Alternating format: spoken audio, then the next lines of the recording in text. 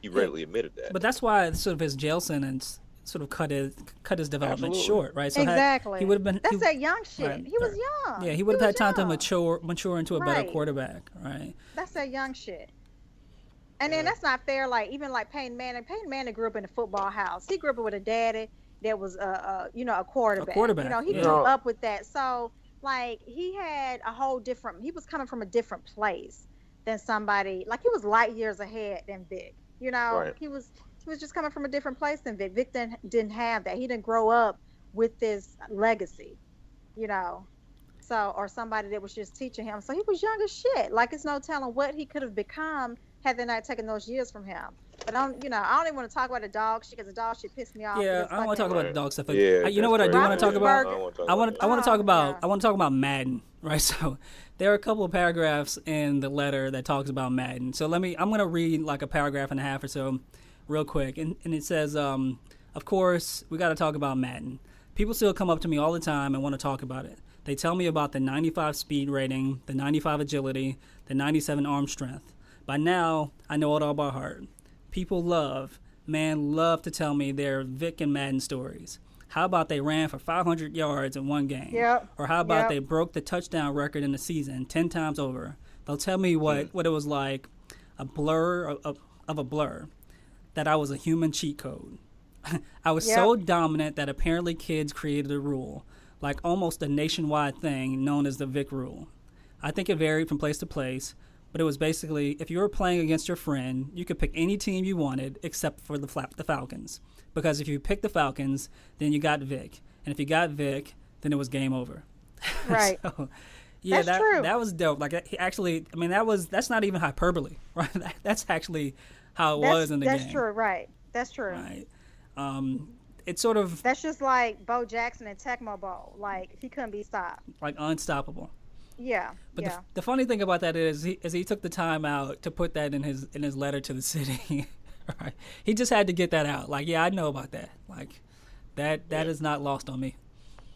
It was a well thought out letter, I thought. I mean, just from a humility standpoint, he didn't have to do it, you know? He didn't have to do it. He didn't have to do it. I appreciate Vic, and I wanted him to have a fairy tale ending, right? No matter where he went after he got out of jail, I wanted him to go to the Super Bowl, and I wanted him to win it. I wanted him to have that ending to his story, because what happened to him was bullshit, But it didn't happen. But it seems like he's in a good place in his life. Yeah. So I'm happy for him. Like he's married, he has a family, and he has and he's matured. He grew up, and he just didn't have that chance to do that. But I don't know. I always felt like the dog shit was just he just got some bad advice, right? Like if you wanna fight dogs, that's fine. Then like your personal counsel should say, you know what, Mike, go to Mexico, buy the dogs there, fight them there, right? Because like traveling across state lines, that makes it a federal beef, and you're not going to beat a federal prosecution. Like they have like a 95% conviction rate.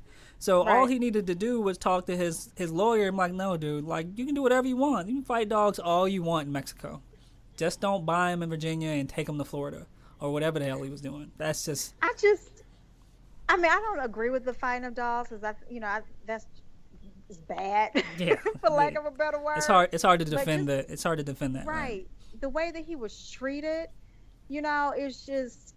You can't help but it was racial undertones to it, because like Ben Roethlisberger was accused of raping a girl, and a couple girls, not just one, right? A couple, and no one talks about that. Like it was so many.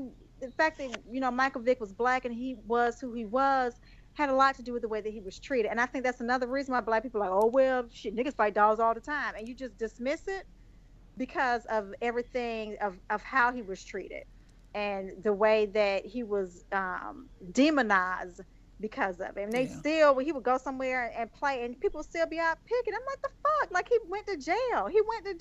But you know how white folks are. You know how white folks are about their dogs. White folks they love them. They love their dogs. They love their dogs more than they love their children sometimes. Fucking dog I have on a sweater Their kid will be outside in a t-shirt. And For real. It's A 35 black degrees dog outside. Gets shot. For real. Black dog gets shot. They marching. Black man gets shot. Oh shit! What that nigga do? Yeah. So yeah, that's about it. All right. That's a good place to stop. So what that nigga do? He did something. Just do what they tell you to. Get out the car. Yeah. Hey, did you hear about there are some black families that are sending their sons to classes on how to deal with the police? Have you heard about that? I haven't, but that's a good idea. I need to go I'll find that link. Like, it's like, damn, has it gotten that bad? And that's the first thought was, damn, is it that bad? And second thought was, well, damn, I probably need to look into that. Like, Yeah. I need to find that. Yeah, I mean it's scary, but I totally understand it. Totally understand it, completely. And that's something that white people will never understand or have to deal with. This week's Deep Cut is brought to you by Kid the Wiz. The name of the song is called Love Come Down, taken from Evelyn Champagne King's sample, a dope sample back then. They slowed it down, chopped it up, and I can really appreciate a dope sample, but the dances are crazy. This is like a dance craze right now. Everybody's, going crazy over this. This song is crazy, though. So, yeah, run that, Chad. All right. Hey, yo, Wiz, this is crazy right here. Hey, yo, Ash, you crazy for this one?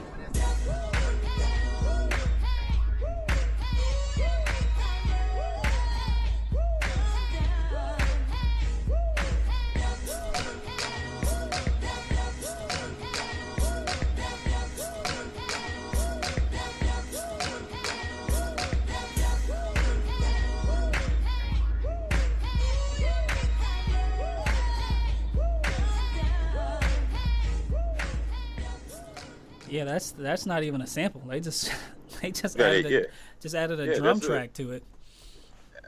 But you know what it tells me? It tells me that the young kids see it and feel it. We need dance records.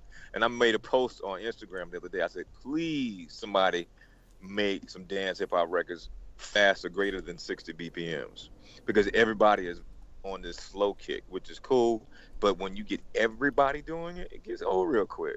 So now this is kind of like a answer to, from what everybody's been feeling, you know what I mean?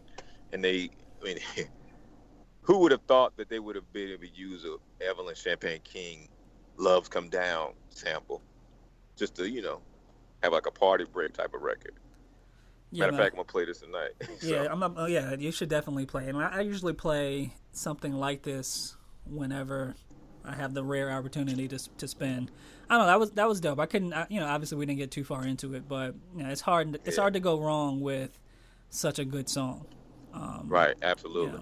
I think in my old age, I think I'm mellowing. Like, I think if you had played that song for me, when we were in college, I think I would have been angry about that song because it's such a blatant it's just a blatant pull. It's not even a sample. Like I said, it's just a drum track over the existing song with the vocals and all.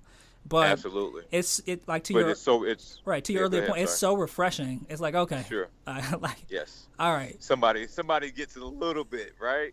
Like, okay, thank you. Like you wipe your brow. Like, all right, good, all right, yes, thanks, thank you, God, right. Thank you. I can say something. I won't be looked at funny because I don't like the slow BPMs. You know what I mean? So yeah, I like the records. The funny thing is that I was talking to my wife about this, and that parties are not the same as they used to be, right? And I don't want to be the crotchety old man that says, "Oh, kids these days," right? But it's right. But it's not. It's true. It's not the same. Like, I remember, like, I was trying to explain to my wife like how Kaya was, and really, actually, that's not even. It wasn't even Kaya. Before that, it was like the Velvet, right? The Velvet. Because remember we were talking about how the stuff we used to listen to at the Velvet is the stuff that our parents used to listen to, right? Yep. So now we're 20 years removed from that. So the kids are probably listening to our music in a similar way.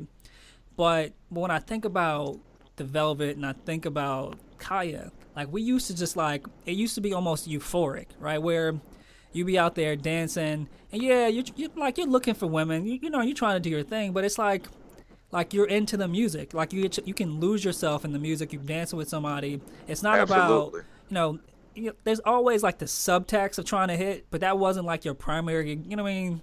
If it Exactly. if it happened, it happened. It was a byproduct of being at the spot. Now it feels like the club is like people are just looking at each other, like trying to post up. I don't know. It's weird. Just it doesn't have the same. Yeah, looking the at same their vibe. phones. I mean, Yeah. people are texting one another. When we went to Velvet, it was such a new experience from all of us hearing disco. I mean, we've heard the songs before, but to experience it in a club where our peers liked it, and then we were jamming to it, like having a good time. I mean, it was almost like an addiction, if you will, because we had to go there every Sunday to hear it, to capture that same experience, that same emotion that we connected with initially the first time. Yeah. Because I can distinctly remember hearing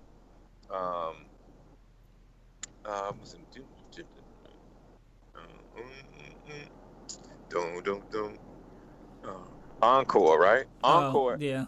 Man, okay, so this is the first time ever experiencing that record in a club, 21 in Velvet. That every time I hear that record, it brings me back. It takes to you Velvet. back. Every time I hear that Encore record, and then fast forward to Kaya, when Mars used to open up with it, with his old school classic soul set. You know what I mean, it doesn't get any better than that.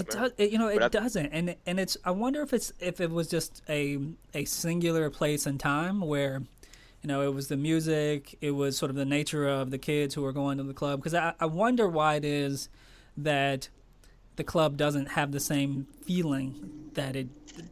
Even I think even for the people who go now, I don't think it's euphoric like it used to be, right? I think they're sort of there, right? Like you said, they're on their phones, they're texting one another. They're posted up, they're looking at each other, but they're not sort of into it the way we were into it, right? Where you're just there. Like the music sort of envelops you, like it's like this sort of, you're in the Matrix. Like you just, Yeah. Right. Yeah. So. I'm gonna tell you too, though, skating rinks are the best kept secrets to me. Yeah. And the reason why I say that is because just the feeling that we talk about, you're able to get that type, the age range varies widely in terms of you're able to get away with playing a Patrice Rushen original sample of the song, the original song, if you will, and then you can actually bring this other record in because there are adults there, and then there are kids there. So, and then there's no smoking. You don't have to worry about necessarily getting shot at a skating rink. You don't have to worry about getting shot. That's always important. Depending on who's performing, because and depending on which skating rink you're talking about too, but it's the next best. I mean, it's a breath of fresh air because you're able to capture some new music too, especially if you had a good DJ playing, who wanted to be on the cutting edge of playing new records. You know what I mean? So. All right, yeah. So that wasn't, like you said, that wasn't exactly a deep cut, but it's the original cut is deep, right? The original sample is definitely a deep cut. Really, and is a keeper. Absolutely. All right. And that's why I wanted to select that one. Nah, I dig that one. That was that takes me back. Yeah. I'll probably go play that when we're done. Yeah. So right? I think that's a good segue into guilty pleasures because we I think I mentioned this on the show a couple weeks ago. I've been watching that hip hop documentary on Netflix, and I think in episode 3. They sort of focus on the first part of episode 3. They focus on Run DMC.